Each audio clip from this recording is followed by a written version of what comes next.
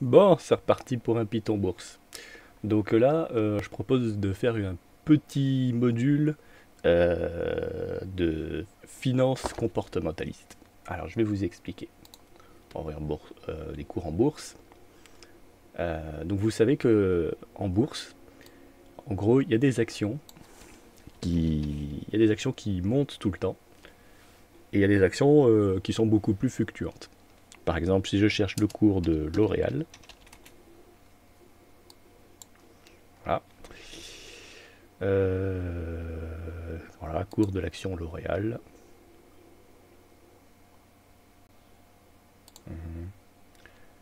Allez, ah voilà. Donc l'action L'Oréal, ils ont que sur un an. Bon. Alors sur un an, c'est pas pertinent. Il faut chercher des cours vraiment sur le long terme pour que ça vaille le coup. Donc je vais chercher sur Google L'Oréal. Voilà. Donc L'Oréal, voilà, normalement il me le propose là. Société. Alors si je clique dessus, ah non, ça c'est sur Wikipédia, PDG, siège social. Alors je vais rajouter cours.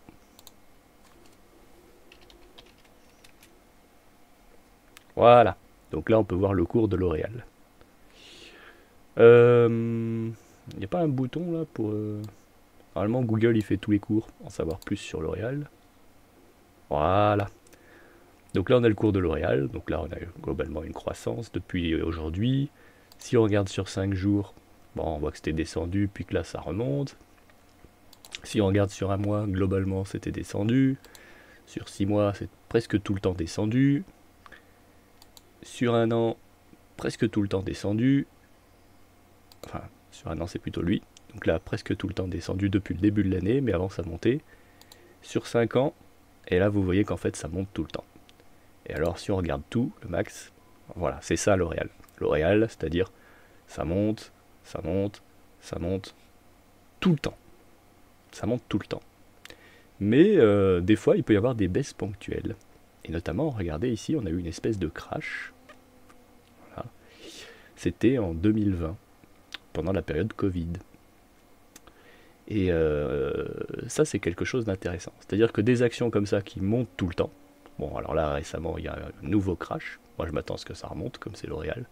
Encore que, il paraît que c'est parce que le directeur, il est parti, et dans ces cas-là, peut-être qu'effectivement, ça peut continuer à cracher si on n'a pas le même directeur que celui qui avait si bien géré pendant toutes ces années.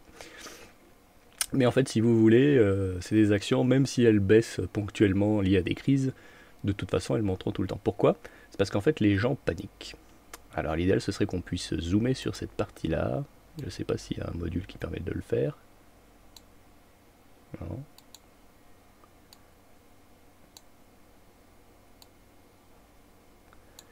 Alors, ouais, bah, ils n'ont pas le module. Bref, en fait si vous voulez, ce qui se passe, c'est que pendant cette petite période de crash très rapide, les gens paniquent. Parce qu'il y a une crise quelconque, le Covid, une rumeur. Là, bon là 2008 ça a été plus... ça a duré plus longtemps. Mais c'est des petites crises qui sont ponctuelles en réalité, qui ne sont pas pertinentes. Les entreprises sont tout à fait capables derrière de remonter. Et donc si vous achetez l'action au moment de la crise, au moment où le pic est au plus bas, vous êtes sûr de gagner de l'argent après parce que ça va remonter. Et donc ces situations, il faut savoir les reconnaître. C'est des situations dans lesquelles l'action elle a monté tout le temps, sur les 10 dernières années par exemple. Et là, d'un seul coup, très brutalement, elle a diminué au moment où toutes les actions diminuent. Et en gros, quand elle est arrivée en bas, c'est le moment de les acheter. Donc moi, ce que je veux, c'est faire un algorithme qui va me permettre de détecter ces actions-là. Parce que justement, là, on est en plein milieu d'une crise. Si je regarde depuis le début de l'année, ça fait que baisser. Un an compris, voilà. Depuis voilà, janvier 2022, c'est la crise, quoi. Tout le monde a peur. Ça crache super vite. Hein. Rendez-vous compte, on est passé de ici 431 euros. Voilà, moins 30%. Moins 30% sur une action comme ça qui, sur 20 ans, n'a fait que monter, quoi. Donc c'est forcément débile en fait. C'est forcément débile. Ça n'a pas de sens. Et puis c'est lié à la guerre en Ukraine.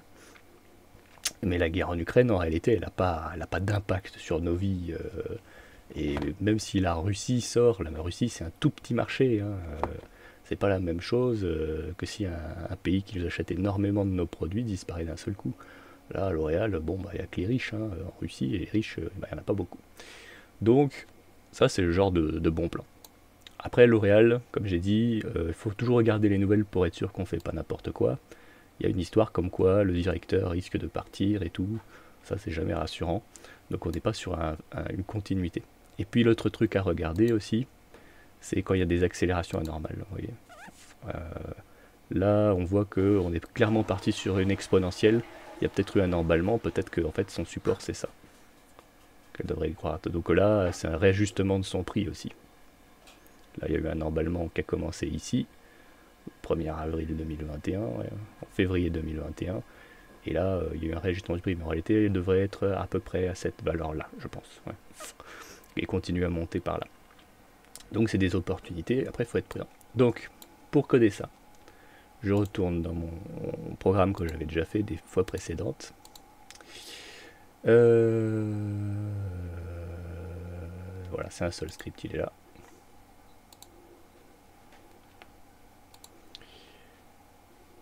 Donc le palmarès, moi j'ai rajouté une ligne. Alors je vais zoomer. Moi j'ai rajouté une ligne ici. Exprimer palmarès. Donc je vais créer un nouvel indice qui s'appelle Crash Stupide. Et là, exprimer palmarès. Donc celui-ci, je touche pas. Les Crash Stupides, voilà. Et c'est là que je dois le coder. Donc je m'inspire en fait des autres qui ont été développés. Là par exemple on avait développé Def croissance continue qui crée un indice de croissance continue. Voilà, indice stabilité croissance. Et donc moi pareil je vais créer un indice. Donc là on est dans une boucle qui parcourt toutes les actions. Et moi ce que je vais vouloir récupérer c'est ceux qui ont un indice de croissance forte et qui ont craché récemment de beaucoup. Donc en gros, je vais récupérer l'indice de croissance, bêtement. Voilà. Donc je vais créer une nouvelle valeur. Value de...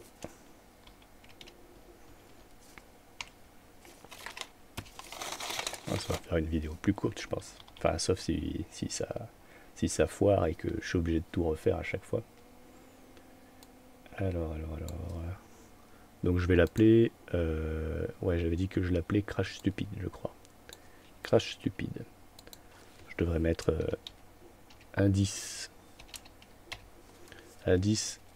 Crash Stupide de crise.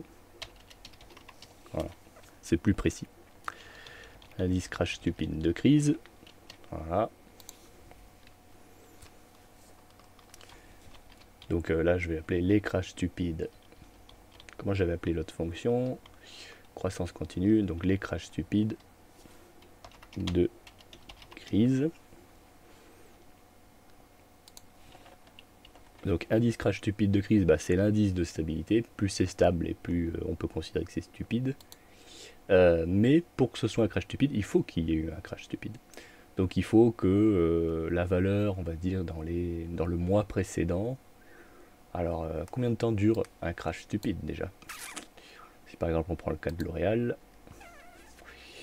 là on a l'exemple donc de 2020, où ça avait duré du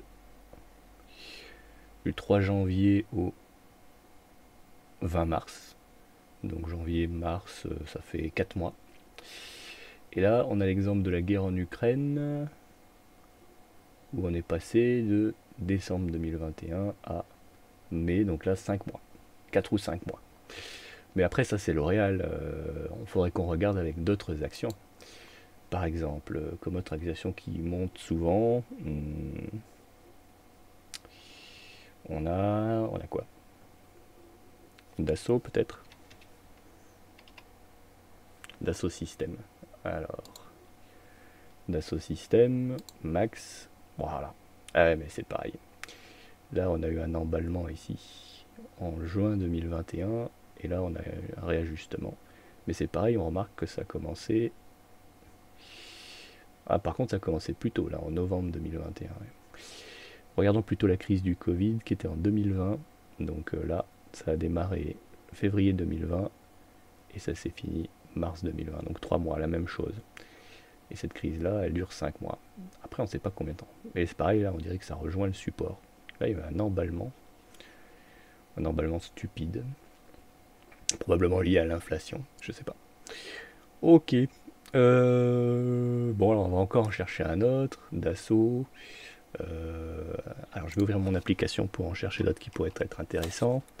2.0.0.1 slash PHP outil trading palmarès.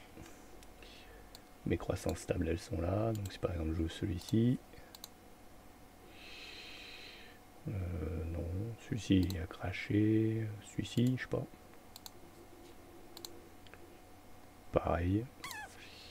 Descendons un peu. Chercher des trucs plus exotiques.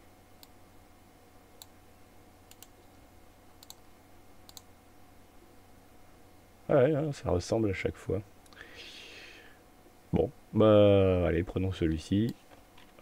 FR machin truc. On va le rentrer là.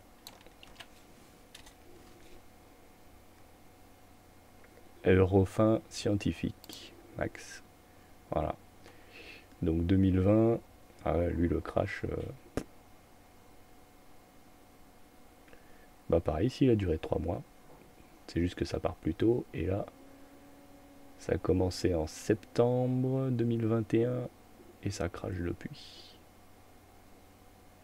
Après 2022, là, janvier 2022, tout semble avoir commencé à cracher, c'est à peu près là. Donc c'est là et ça crache. Ouais, bon moi je vais dire 3 mois. Allez, une différence de 3 mois.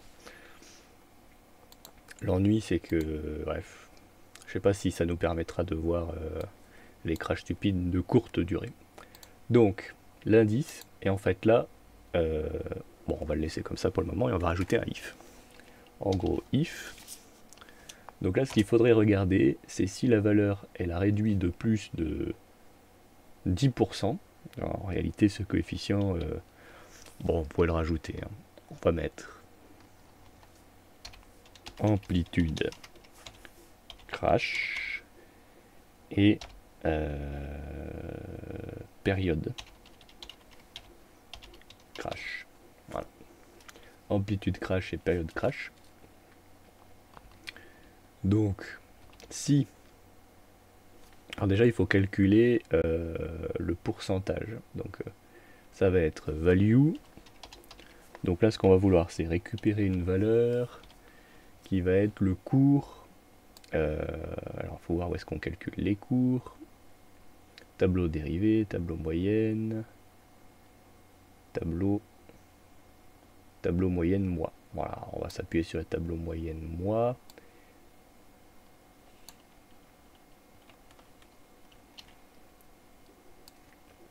Tableau moyenne mois.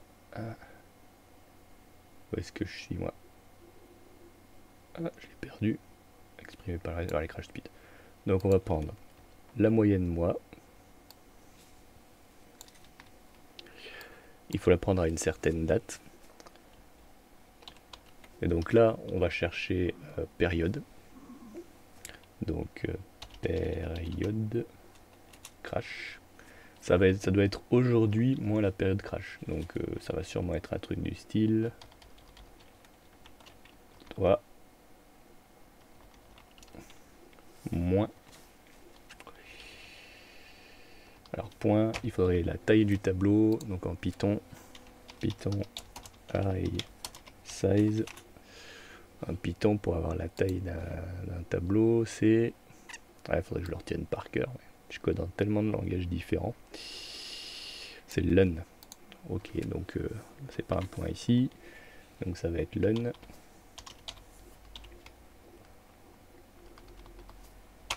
Voilà. Lun moins période crash. Donc là, c'est cette valeur. Et cette valeur, on va la soustraire. Non. Si. Non. Si. Bon, il nous faut la valeur d'aujourd'hui, par contre, aussi. Là, je vais rajouter un moins 1. Parce que ça démarre à 0. Moins 20. Voilà. Et donc cette valeur, on va la soustraire à la valeur d'aujourd'hui. Et si ça nous donne un nombre négatif, bon, on va faire l'inverse, on va faire l'opposé. Donc on va dire cette valeur moins la valeur d'aujourd'hui. Ça va nous donner quelque chose de positif si ça a décru. Donc si ça moins, donc value, donc là il faut récupérer le cours. Alors je me souviens plus comment ça s'appelle. Je vais revoir dans mon script. Je crois que ça va être tableau. C'est quoi lui? Traitement de H des cours moyens. Voilà. Post-traitement des cours. Pas égal à 0. Ouais, c'est tableau. Tout simplement. I, J, il copie. Pourquoi il copie? Si égal à 0. Ouais, en fait il enlève les valeurs nulles qui font tout planter. Alors, donc ça va être le tableau. On revient dans notre script. Je vais peut-être commencer à être obligé de faire plusieurs fichiers. C'est dur de retrouver l'endroit à chaque fois. Fichier répartition, palmarès, exprimer palmarès, les crashs stupides, c'est là.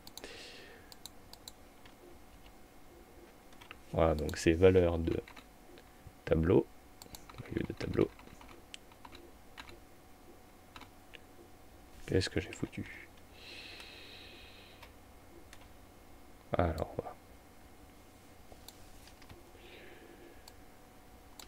voilà.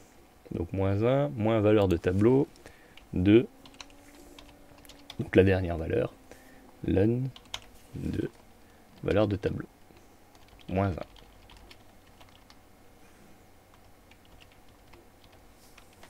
Donc la dernière valeur du tableau, donc des cours. Donc si l'un moins l'autre, c'est supérieur à amplitude crash,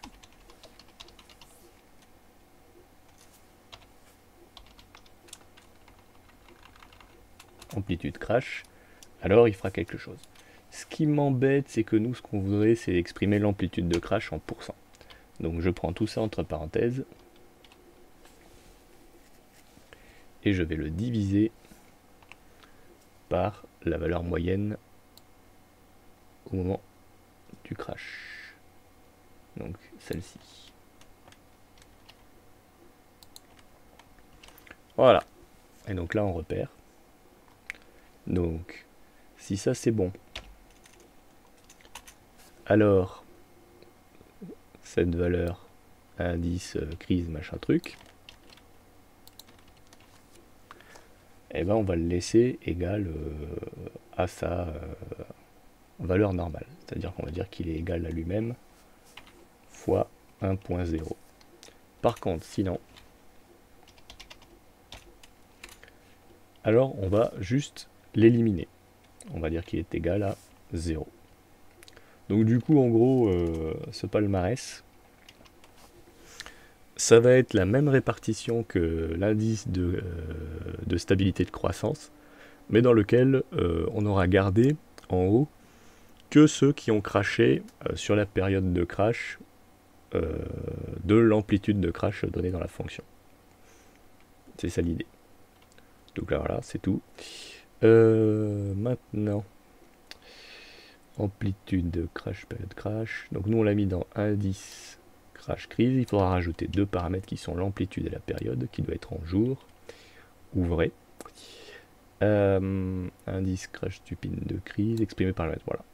Non, ça c'est exprimé palmarès. Où est-ce qu'on appelle la fonction? Exprimer courbe de répartition des durées historiques, moyenne, exprimé. Donc il faut appeler la fonction ici. Voilà. Donc on va le faire. Les crashs stupides.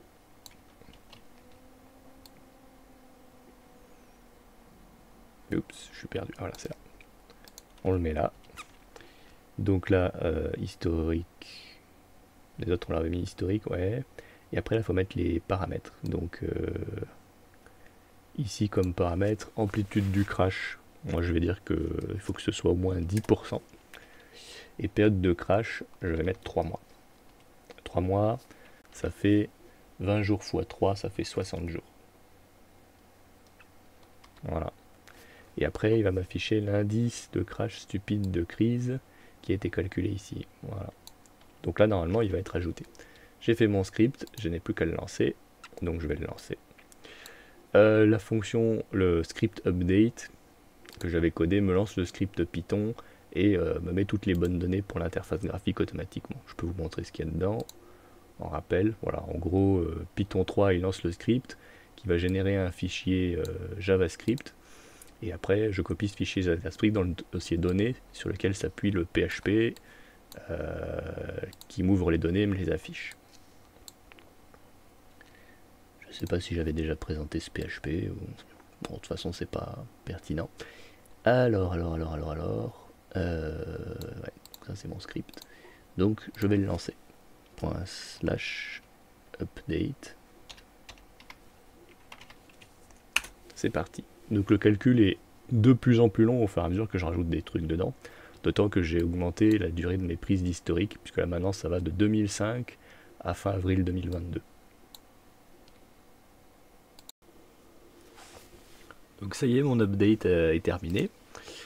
Il n'y a pas eu de bug, donc a priori c'est bon. De ce côté-là, donc dans l'interface graphique, dans Palmarès, j'ai rajouté un onglet comportemental, les crashs les plus stupides, les réalisations qui ont monté de façon la plus stable et qui ont crashé récemment. Et je vais afficher le graphique ici, donc il faut que je revienne un peu sur ce que j'avais fait avant. Donc dans le dossier racine, là j'ai un PHP qui s'appelle Palmarès, je vais l'ouvrir, c'est là où tout est codé.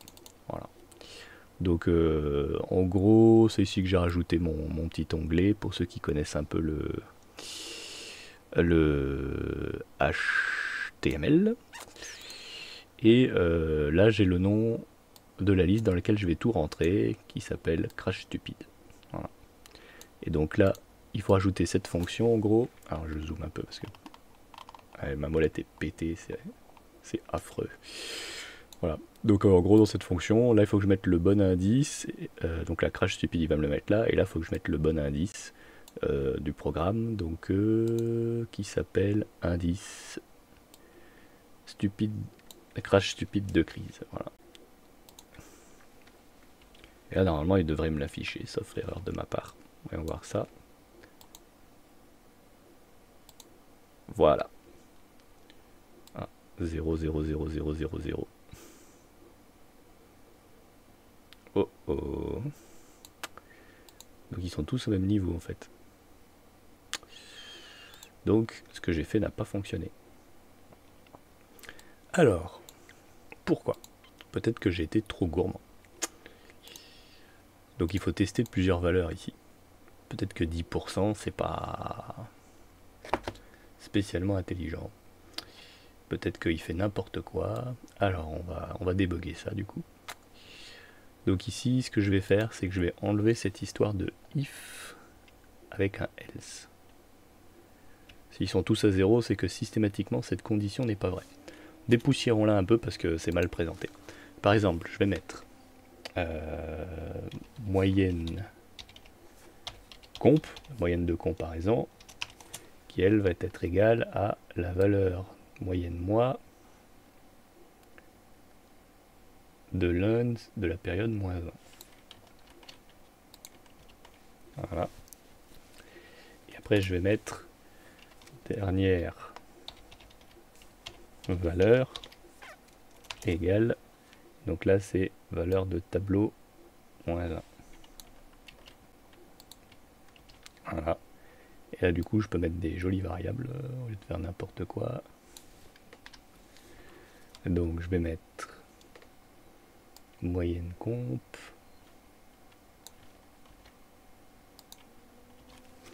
moins dernière valeur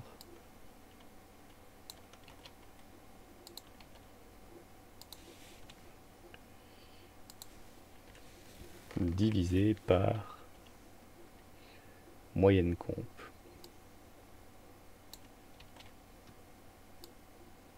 Et ça doit être supérieur à l'amplitude de crash. Donc c'est bien les trucs qu'on diminué, tac tac tac. Là on a dépoussiéré, maintenant on peut recontrôler valeur de tableau moyenne mois, de l'un de valeur de tableau moyenne mois, moins période crash moins 1. Celui-ci c'est le tableau moins 1. Voilà, donc a priori tout est bon. Donc ça je l'ai dépoussiéré. Je vais changer les valeurs ici, je vais faire quelque chose de moins exigeant. Par exemple, alors 60 derniers jours, je vais demander que 5% de décroissance, ce qui est stupide. 5% c'est pas un crash, mais bon. C'est juste pour débugger le programme. Je vais faire des essais successifs comme ça. Ah, je suis pas dans le bon dossier. Je relance mon update et j'attends les résultats. Alors ça y est, l'update est fini. On va regarder les résultats. Je remets à jour la page. Comportemental. J'ai encore 0 partout. Bon, donc là on est sur du débogage de vol. Il y a un truc que j'ai pas dû mettre correctement. Alors, ce qu'on va faire, c'est que on va tout oublier et on va essayer de sortir des valeurs pour voir si les choses sont à peu près cohérentes. Par exemple, si j'enlève ça, ça, ça, ça, ça, ça. Donc là, j'aurai directement l'indice de stabilité de croissance. Est-ce que ça va marcher? Le débugage est de plus en plus chiant en fait, au fur et à mesure que mon script augmente. Je vais être obligé de me réorganiser bientôt et faire des scripts secondaires pour les tests. Ça y est, l'update est mis. Je mets à jour la page. Voilà, donc là on a bien des valeurs. Donc ça a marché. Est-ce que c'est les mêmes que celles qu'on a en bas ici? Non. Si peut-être. Ah, si seulement ma molette marchait. Oui, c'est bien les mêmes valeurs. Ok, donc ça marche. C'est déjà ça. Maintenant, ce qu'on voudrait, c'est avoir la dernière valeur de cours. Ah, c'est plus haut. Toc, toc, toc. Voilà. Donc, moyenne de comparaison. Donc déjà, est-ce que cette moyenne de comparaison, elle a un sens? Donc je vais dire que lui, il est égal à la moyenne de comparaison.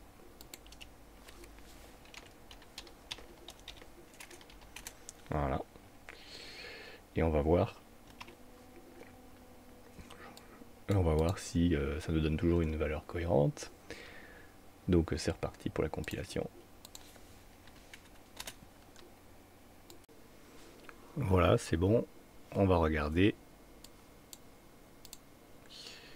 Alors, on met à jour la page. On va regarder maintenant. Ici, on a bien des valeurs. Ça, c'est bon. Ok. Alors maintenant, ce que je vais faire, c'est que je vais regarder cette opération-là. Directement.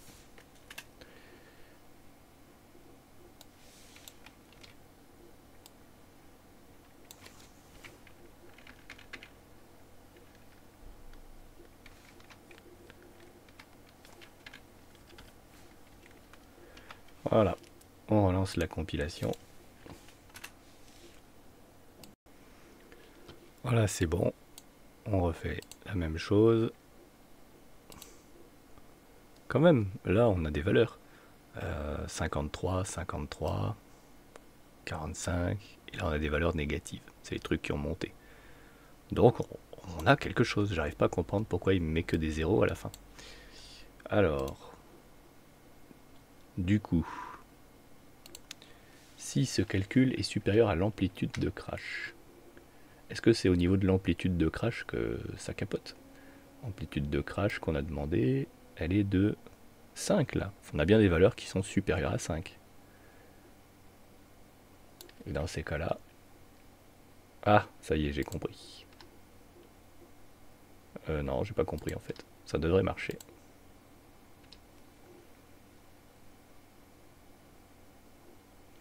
Ça devrait carrément marcher.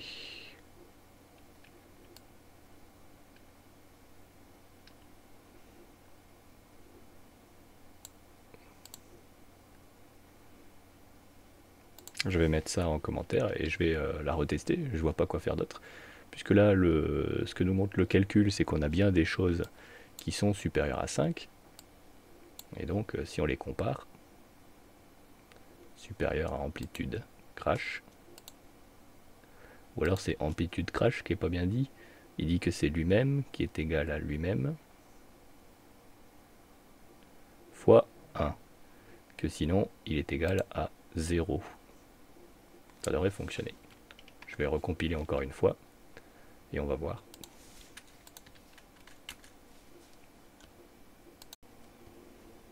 Voilà, c'est bon. On va regarder. Et on a de nouveau que des zéros. C'est totalement incompréhensible. Bon, donc il y a une erreur à un niveau, mais laquelle je vois pas trop en fait. Quand on a mis cette valeur,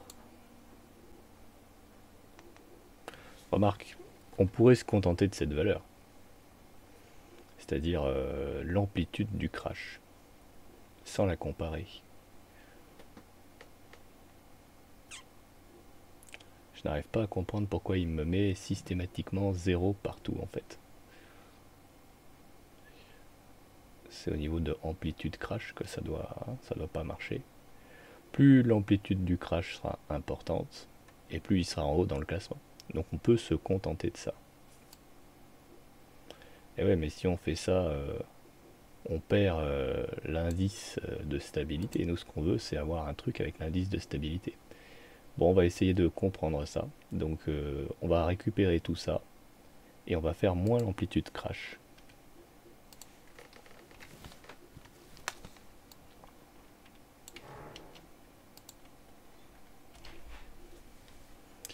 Et tout ça, on va le mettre en dièse.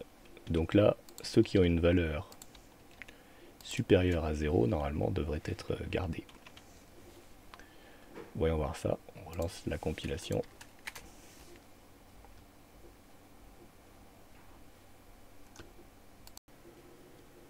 Voilà, c'est fait. Alors, on va regarder le résultat encore. On met à jour. Voilà, donc là, on n'a que des valeurs négatives. Ce qui explique pourquoi ils sont tous à 0. Pourquoi est-ce qu'on n'a que des valeurs négatives alors qu'on sait pertinemment qu'il y a des trucs qui sont plus grands que amplitude crash? Je vais être obligé d'essayer de voir ce qu'il y a dans amplitude crash, même si normalement je pensais que c'était 5.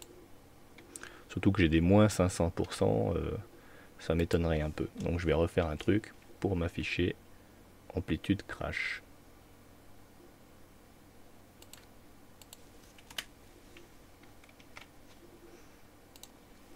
En parallèle, j'essaie de regarder un peu un truc qui s'appelle Jupyter Hub, qui pourrait peut-être m'aider à travailler plus facilement, plutôt que de relancer ces compilations à chaque fois et attendre. Voilà, on est bon. Allons voir. Alors, je mets à jour la page. 500. Je ne sais pas pourquoi il m'a mis 500. À chaque fois. C'est très bizarre. Sachant que quand on regarde la valeur qui a effectivement été mise, c'est 5. Peut-être qu'il faut que je rajoute un F ici. Non. Un E. Pourquoi 500? J'ai mis 5. Pourquoi 500? Ouais. Donc, Python float. Float. Understanding float in Python with example. 10. 3. 5,5. Bah non. Ça aurait dû fonctionner, je ne comprends pas. Je ne comprends pas du tout. Donc il me multiplie par 100 mon truc ici, sans que je sache pourquoi. Pourquoi est-ce qu'il me le multiplie par 100? Là, il est bien là. Il est utilisé que ici. Il apparaît que là. Pourquoi 500? Ah ouais, c'est parce que c'est multiplié par 100, mais au niveau de l'affichage. D'accord. C'est parce qu'en fait, là, je l'ai donné en pourcent. Je ne l'ai pas donné en pourcent. Il faut que je le donne en fraction. D'accord. Et en fait, l'autre, je ne l'ai pas encore mis en pourcent.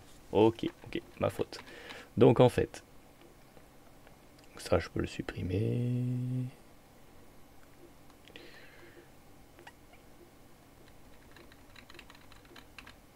En fait, je compare des ratios dont un est mis en pourcent et l'autre est mis en ratio pur. Donc en fait, ici, il faut le multiplier par 100. Il est là mon problème. Voilà. Ouf, j'ai réussi. Donc si ça multiplié par 100 est supérieur au crash, etc. Du coup, je peux remettre des valeurs à peu près cohérentes là-dedans. Et donc, je vais demander au moins 10% de crash. Voilà. Maintenant, j'ai plus qu'à le lancer et là, normalement, ça devrait fonctionner. Voilà, on est bon. Donc maintenant, on va voir.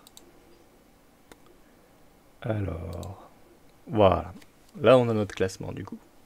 Donc il a gardé que ceux qui ont vraiment craché sur les 3 derniers mois. Donc on peut regarder un peu, ça peut être intéressant. On va ouvrir genre les 10 premières. 4, 5, 6, 7,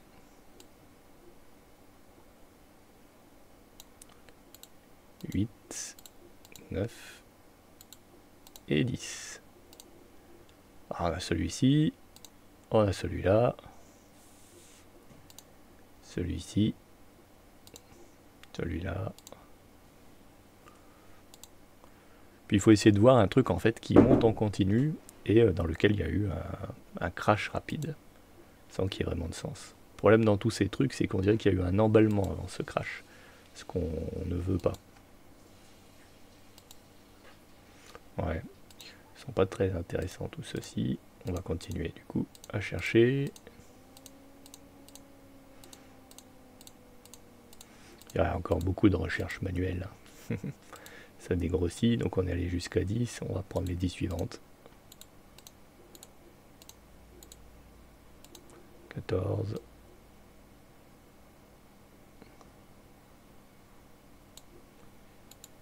15, 16, 17, 18, 19. Et là. Ah, celui-ci, non. Non. Ah. Et là, on voit un gros crash qui doit dater de 2008. Peut-être que celui-ci peut être intéressant. Quoique là, la durée, elle a l'air importante. Notons-le. Allons le voir. On a peut-être un potentiel sur celui-ci.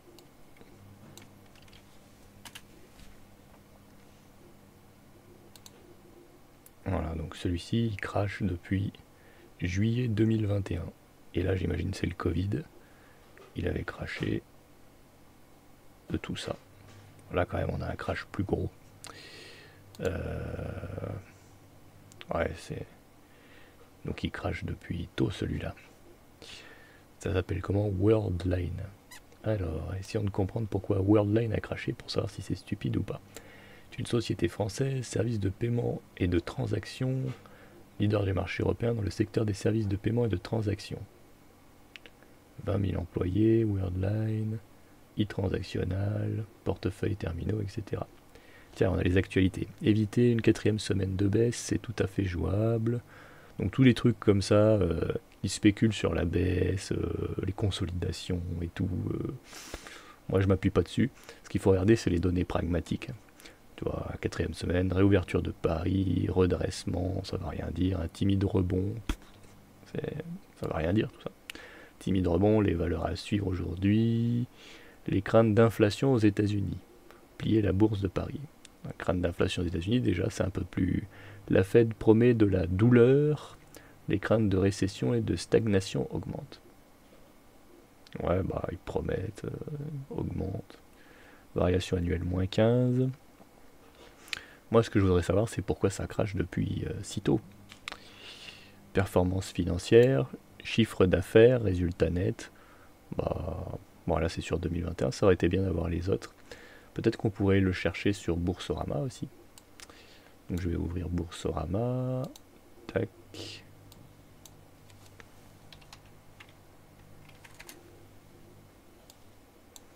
Alors, et donc là, on va la chercher. Donc, c'était celui-ci. Copier. Ils auront peut-être plus d'informations.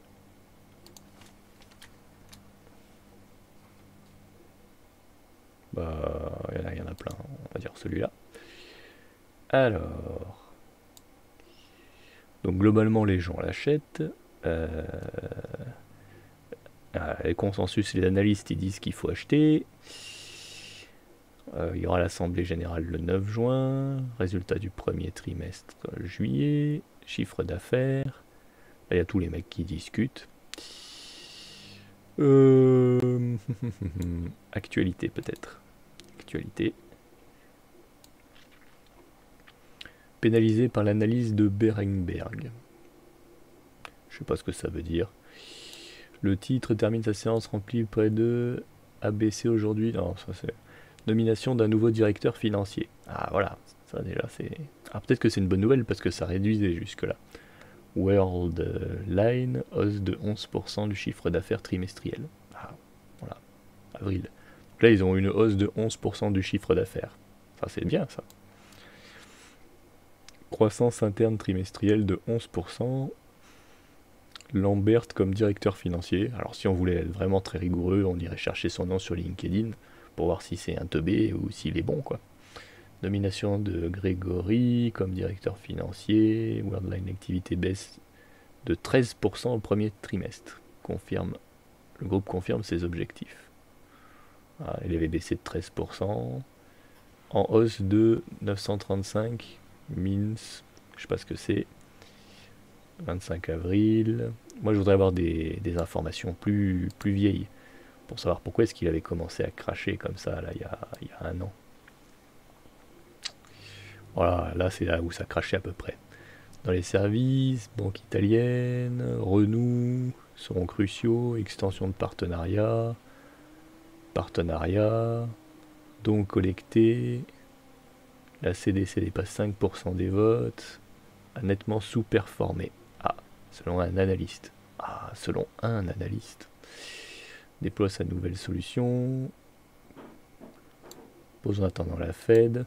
Bon, peut-être qu'ils crachent en fait parce qu'ils se disent que la Fed va faire quelque chose, je sais pas. Tout ça est un peu mystérieux. Hausse de 8%. Moi je vois rien de catastrophique. Après ça peut être bien de regarder aussi analyse. Non ça on s'en fout en fait. Société. Enfin moi ce que je veux voir c'est un peu ces données comptables. Données comptables. Bon là il nous donne les présidents, principaux actionnaires, flottants. BPI France, salariés, administration, autodétention. Ouais, donc ça appartient à un mec qui s'appelle Flottant, je sais pas qui c'est, ou si c'est une entreprise. Mais moi je voudrais les données, chiffres clés. Alors, est-ce que là il va nous les donner? Ah, voilà, là c'est mieux déjà.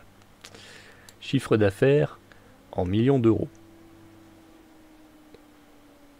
Bon, je sais pas ce que c'est 17-19, ça a l'air de monter. Charge générale d'exploitation. Les charges ont monté en même temps que le chiffre d'affaires. Résultat courant avant impôt. Paf, paf, paf, paf. Bam. Ouais. Ouais. Ah bah du coup, faut pas acheter. Chiffre d'affaires. Visiblement, on a un gros truc négatif ici. Après, faut pas se fier à moi. Moi, je regarde avec mes yeux un peu innocents. Mais en gros, si vous voulez, c'est un peu ça mon idée.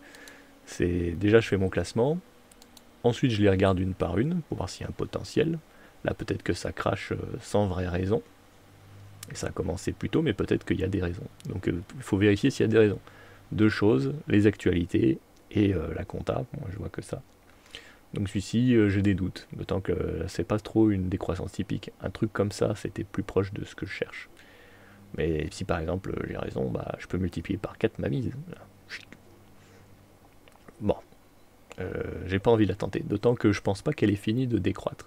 Quand il y aura un petit rebond, peut-être ça vaudra le coup de l'acheter. Alors, je la mets de côté. Celle-ci, je vois pas de potentiel, c'est trop casse-gueule. Là, il y a eu un emballement avant le crash. Si ça, c'est le crash lié au Covid, et si ça, c'est des périodes de crash successives qui sont liées à des crises, on a peut-être quelque chose qui est clairement croissant avec des moments de crash. Ça peut être intéressant de creuser. Voilà, pareil, je la prends. Je cherche d'abord sur Google. Max. Voilà. Donc là, ça avait craché comme ça en 2020. Ouais, donc ça, c'est le Covid. Ouais, c'est pas extraordinaire parce que là, ça avait craché en 2018. Ça avait bien craché. La même chose que pour le Covid. Et là c'est peut-être la guerre en Ukraine, mais peut-être pas. Et puis même lui, il dit que ça remonte. Bon, je suis pas.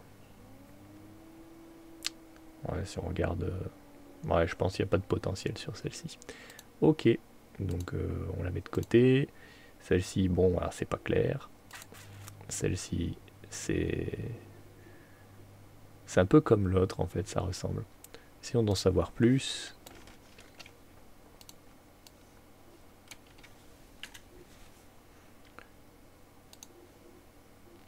Ouais, est-ce que ça correspond au Covid par exemple 2019? Non, pas trop. Hein. Covid, c'était par là. Donc non, c'est pas. Et là, ça crache pareil depuis longtemps, depuis 2 ans. Donc non, ça me semble pas bon. Pareil, on l'élimine.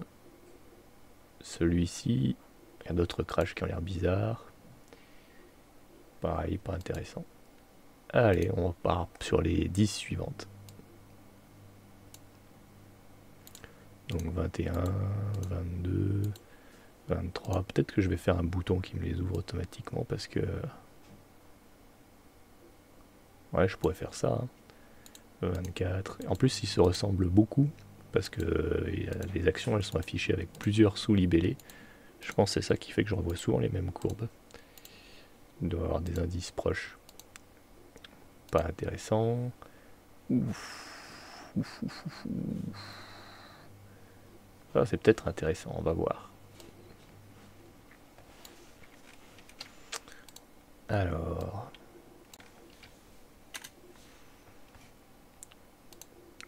Donc là, on a une action qui a presque tout le temps monté, qui s'est un peu stabilisée, là, qui était en accident, et puis qui a craché d'un seul coup. Mais ça a commencé en 2021, fin 2021, donc c'est peut-être lié à la crise. Puis ça a bien craché, hein, ça a craché de 60%. Crédit agricole, moins 35%. Ah, et pour comparer, les banques ont hyper craché. Et pourquoi? Donc là, c'est peut-être intéressant.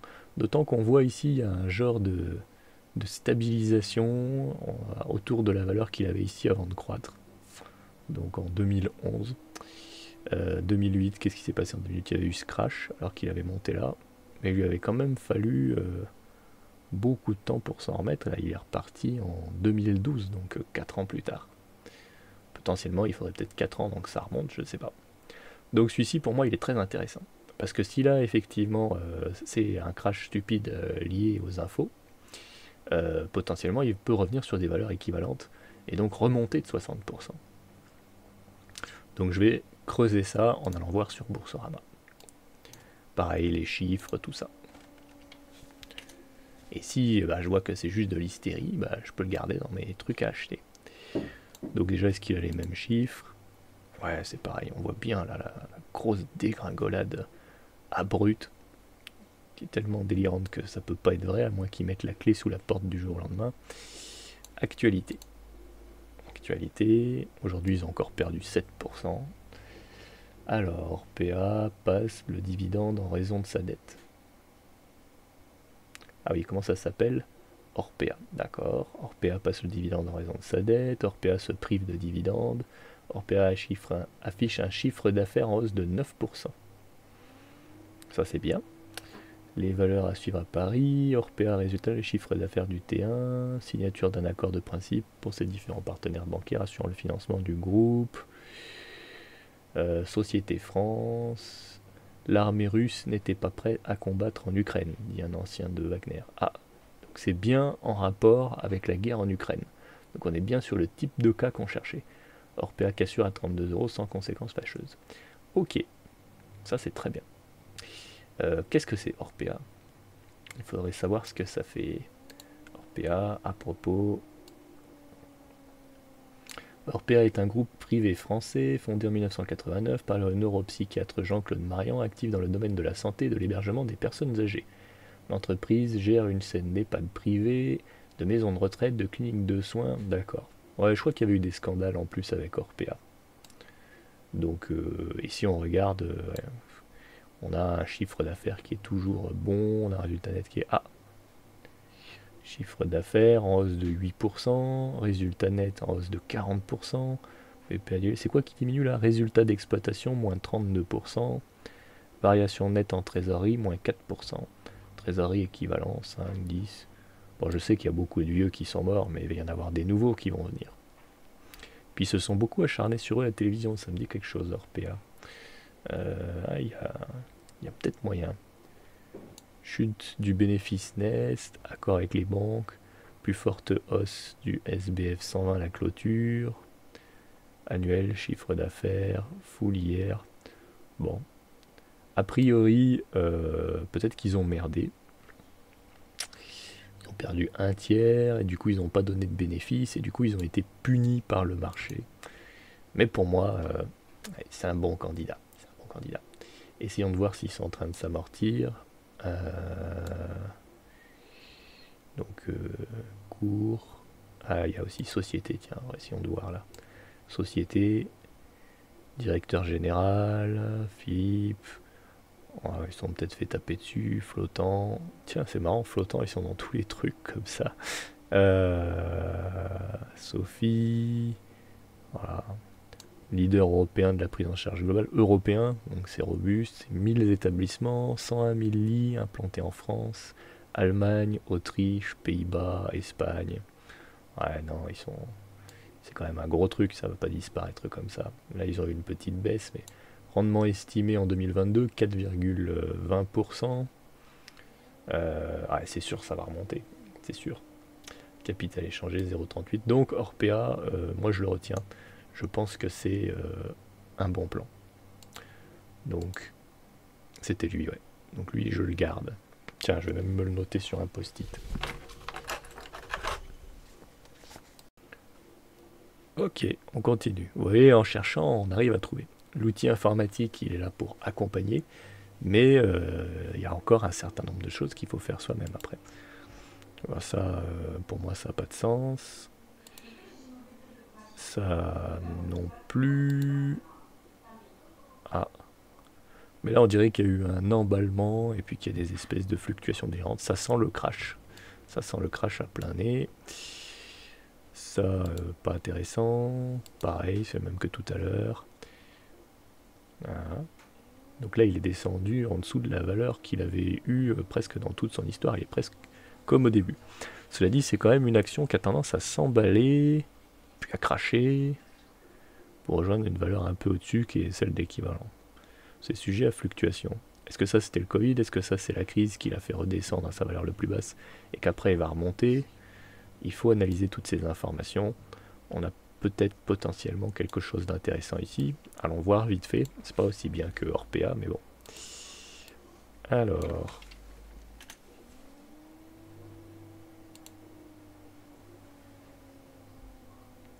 Donc là, ouais non, ça date, c'est une croissance qui date d'il y a longtemps, hein, de l'année dernière. Orange, à titre d'exemple, a perdu 57%.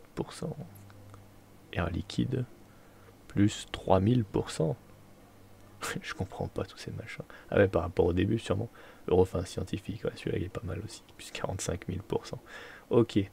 Non, mais je vais pas le prendre. Il n'a pas les caractéristiques initiales recherchées. Donc, ah, j'ai quitté mon Orpea. Au moins, je l'ai noté. Donc, je l'élimine. Celui-là aussi m'intéresse pas. Celui-là, c'est de la folie. Celui-ci, bah, celui-ci, c'était Orpea, ouais. Ok. Bon, bah, moi, j'en ai qu'un. Après, on peut continuer encore comme ça. Là, on a fait de 20 à 30. On peut faire de 30 à 40, etc. Enfin, là, on commence à avoir un potentiel qui diminue, mais enfin, vous avez compris l'idée, quoi. Peut-être je vais me rajouter un petit bouton pour en ouvrir 10 ou 20 d'un coup dans les onglets pour les regarder plus rapidement. Et après, il faudrait peut-être que je rajoute d'autres infos, mais je ne sais pas encore comment récupérer les chiffres d'affaires. J'arrive même pas à récupérer les noms. Je travaille encore avec les libellés. Donc voilà. Ça fait une vidéo courte, mais bon, voilà, une idée, une vidéo. Et puis la prochaine fois, je ferai sûrement un peu de réseau de neurones ou d'autres types d'analyses, on verra. Au revoir.